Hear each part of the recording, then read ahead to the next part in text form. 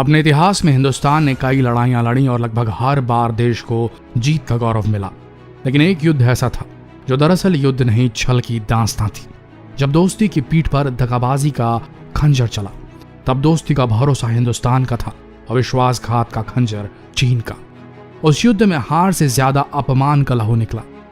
22 अक्टूबर 1962 प्रधानमंत्री जवाहरलाल नेहरू राष्ट्र के नाम संदेश में छल की कहानी सुना रहे थे, जिसके वो खुद एक लेखक भी थे, किरदार भी और आखिरकार छल के शिकार भी। और उनके साथ ही छला गया था पूरा भारत। जब आधा हिंदुस्तान सो रहा था, उस वक्त विश्वासघात और छल की एक पटकथा लिखी जा रही थी। चीन ने भारत पर सुनियोजित हमला किया। अरुणाचल से लेकर चीन की सेना ने न सिर्फ सीमा रेखा लांघी, बल्कि दोस्ती के नाम पर भी घात किया था। आजादी के बाद भारत जिस देश को अपना सबसे करीबी मान रहा था, उसने ही भारत को युद्ध भूमि में ललकारा था। 1947 में भारत को आजादी मिली और उसके ठीक 2 साल बाद यानी 1949 में माओ त्से तुंग के नेतृत्व में साम्यवादी दल ने 1 अक्टूबर 1949 को चीनी लोक गणराज्य पीपल्स रिपब्लिक ऑफ चाइना की स्थापना की। आजादी के बाद से ही दोनों देशों में मित्रता वाले संबंध थे। जब चीन दुनिया में अलग थलग पड़ गया था, उस समय भी भारत चीन के साथ खड़ा था। जापान के साथ किसी वार्ता में भारत सिर्फ इस वजह से शामिल नहीं हुआ क्योंकि चीन आमंत्रित नहीं हुआ करता था। इतिहास के हवाले से कई दावे ऐसे भी हैं कि जवाहरलाल नेहरू की गलती की वजह से भारत ने संयुक्त राष्ट्र के सुरक्षा परिषद की स्थायी सदस्यता ठुकरा दी और अपनी जगह यह स्थान चीन को दे दिया। पूर्व प्रधानमंत्री जवाहरलाल नेहरू ने हिंदी चीनी भाई भाई का नारा दिया, मगर 1959 में दलाई लामा के भारत में शरण लेने के बाद दोनों देशों के संबंधों में तनाव आने लगे। यही भारत चीन युद्ध की एक वजह बना। आइए जानते हैं वो क्या वजह थी जिसकी वजह से 1962 का युद्ध आखिरकार हुआ था। ग्रेट लीप फॉरवर्ड JLF एक जन अभियान था चीनी, जिसकी शुरुआत चीनी नेता माओ त्से तुंग ने देश को एक कृषि आधारित अर्थव्यवस्था से आधुनिक कम्युनिस्ट समाज में तब्दील करने के लिए चीन की विशाल जनसंख्या का इस्तेमाल करने के लिए किया। यह आंदोलन चीन को बर्बाद करने वाला साबित हुआ क्योंकि लाखों लोग हिंसा की भेंट चढ़ गए।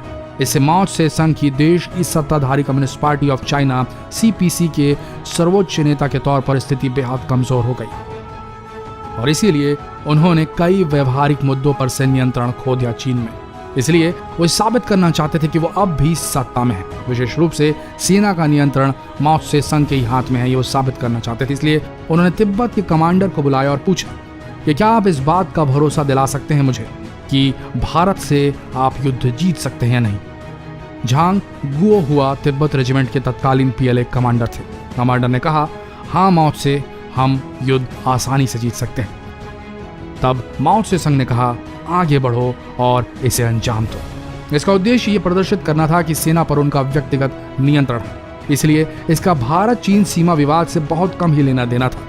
युद्ध के शुरू होने तक भारत को पूरा भरोसा था कि युद्ध शुरू नहीं होगा। इस वजह से भारत की ओर से तैयारी नहीं की गई। यही सोचकर युद्ध क्षेत्र में भारत ने सैनिकों की सिर्फ 2 टुकड़ियों को तैनात किया, जबकि चीन की वहां 3 रेजिमेंट्स तैनात थी। चीनी सैनिकों ने भारत के टेलीफोन लाइंस तक काट दिए थे।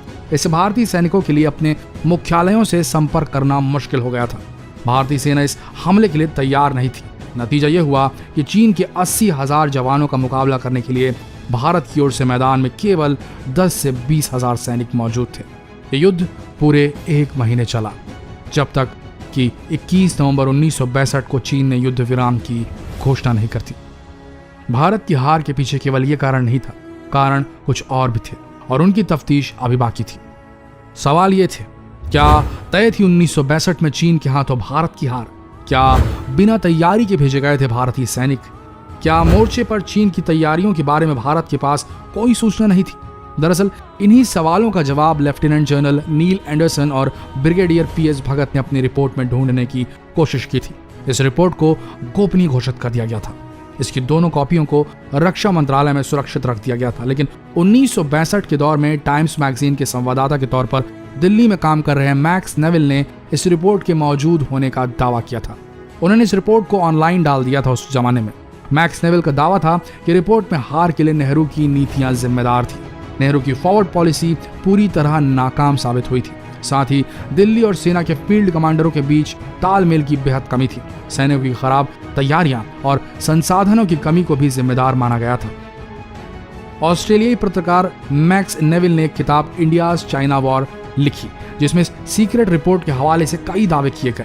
1961 के मध्य तक चीन के सुरक्षा बल सिकियांग तिब्बत सड़क पर वर्ष 1957 की अपनी स्थिति से 70 मील आगे बढ़ चुके थे।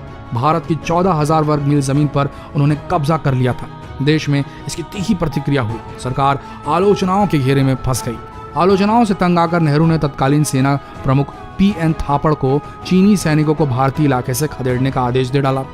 थापड़ बहुत पहले से सेना की बदहाली से अवगत करा रहे थे। बार बार वो हथियार और संसाधनों की मांग कर रहे थे। नेहरू ने कभी उनकी बात पर ध्यान नहीं दिया।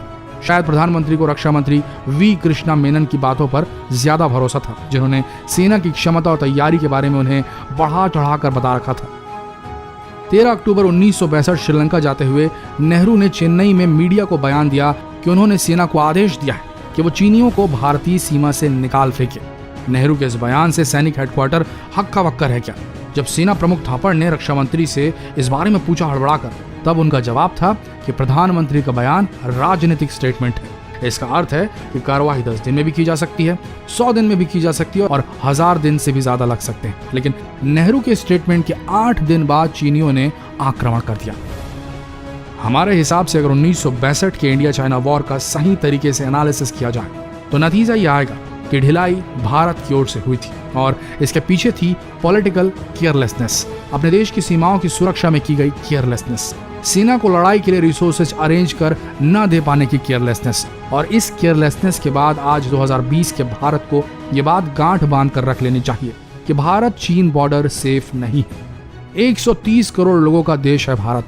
अगर देश के 10% लोग भी इनकम टैक्स अदा करते हैं तो भारत सरकार को ये सोचना चाहिए कि इस रकम का एक भाग इस्तेमाल कर सबसे पहले इंडिया चाइना बॉर्डर पर एक दीवार या एक फेंस बनाई जाए और ये तय हो जाए कि इसके आगे चीनी सैनिक अब कभी आगे नहीं बढ़ेंगे।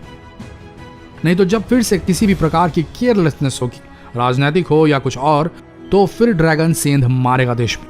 आप सबका इस विषय में क्या कहना है, जरूर कमेंट करके बताएं और ये सवाल पूछिए देश की जनता से कि क्या देश के बॉर्डर्स पूरी तरह सिक्योर नहीं किए जा सकते?